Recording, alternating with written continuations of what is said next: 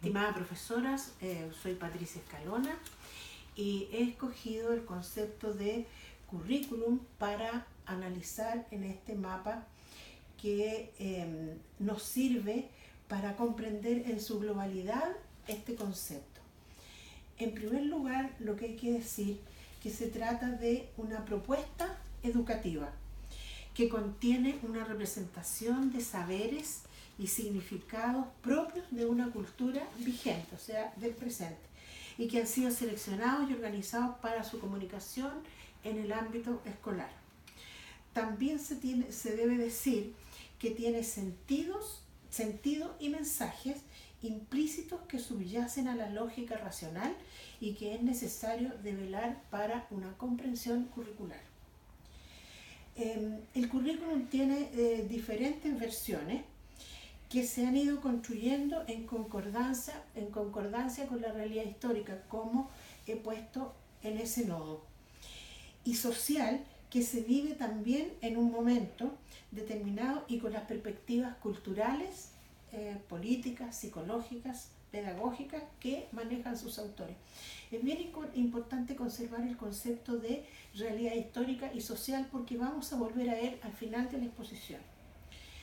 Entendemos también que el currículum ordena la realidad, es decir, que tiene un propósito y por ello propone actividades de aprendizaje, métodos de enseñanza y de contenidos. Por eso ordenamos la realidad.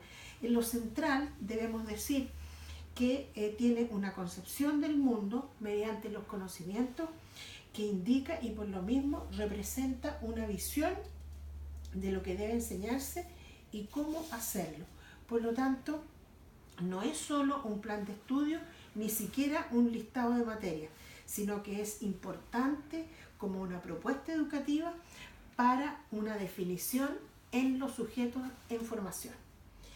El currículum tenemos dos vertientes, diría yo. Un currículum explícito, que es el que está marcado sobre los saberes que ha de enseñar, y luego tenemos un currículum oculto al que vamos a volver.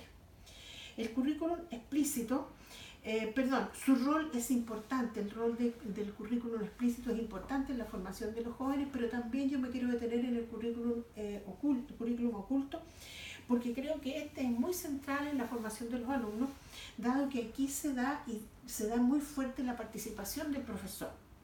Se refiere aquí hay procesos de socialización que se dan en el aula, se da también allí una identidad que puede darse en el trato del alumno con el estudiante. Lo importante también en este currículum oculto es que se presentan conocimientos, valores, concepciones y creencias, producto de historias personales e historias colectivas. Son parte del proceso educativo en el aula. Por estas razones, se posibilita conocer las relaciones que se dan en una institución educativa. Se dan aquí también los roles que juegan los participantes. En el actual del profesor es el que está considerado muy fuertemente. Es decir, aquí están las prácticas que se construyen cotidianamente para enfrentar los desafíos que involucra el quehacer en la escuela. Pero tenemos problemas, por ejemplo, con este currículum explícito, como lo decimos allí, y que son 4, al menos centralmente: disociación entre los contenidos y la significación que le dan los estudiantes. La disociación también vemos ahí entre contenidos y significación, implica que hay una separación entre el tipo de conocimiento desarrollado en el aula y la vida de los niños y jóvenes, que a veces son irreconciliables, porque lo que se enseña no tiene significado para los jóvenes y porque está lejos de sus intereses. Es decir, hay una separación entre lo que se enseña y los intereses de los estudiantes. También hay una devaluación de saberes que implicaría, como yo puse ahí, una evaluación de saberes para que ellos vayan siendo afines a lo que se está buscando.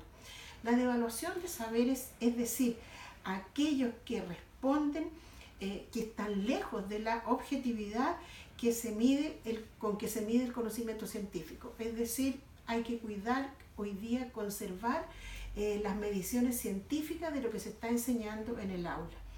Tenemos ahí también una fragmentación de saberes. Es decir, que en la enseñanza básica y media, a veces el conocimiento se entrega de modo fragmentado, de modo separado, con clasificaciones y definiciones aisladas, que son estáticos, son conocimientos estáticos y lineales, sin vínculos entre los conceptos. De este modo, los alumnos tienden a memorizar, lo cual contradice absolutamente lo que exige la enseñanza de hoy. Después tenemos un discurso educativo versus la práctica educativa, es decir, ahí hay un enfrentamiento entre ambas cosas, porque a veces resultan incongruentes los propósitos del currículum con la necesidad de los alumnos de conocer y transformar la realidad, es decir, participar de su comunidad. El currículum se vive en el aula, pero no en la realidad. Por lo mismo, yo les decía al comienzo de esta exposición que sería importante, dados estos problemas, de volver a lo que es la realidad histórica y social.